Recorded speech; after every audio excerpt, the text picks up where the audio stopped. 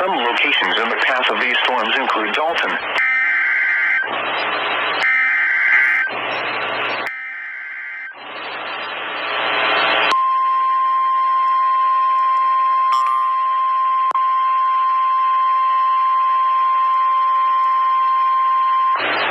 National Weather Service in Morristown has issued a severe thunderstorm warning for Bradley County, McMinn County, until 8:15 p.m. Eastern Daylight Time. At 7:31 p.m. Eastern Daylight Time, severe thunderstorms were located along a line extending from near Spring City to near Chickamauga, moving east at 55 miles per hour. Hazard, 60 miles per hour wind gusts.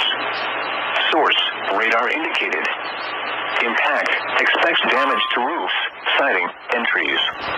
Locations impacted include Cleveland, Athens, Sweetwater, Utah, Charleston, South Cleveland, East Cleveland, Wildwood Lake, Englewood, and Auda. This includes Interstate 75 in Tennessee between mile markers 16 and 60.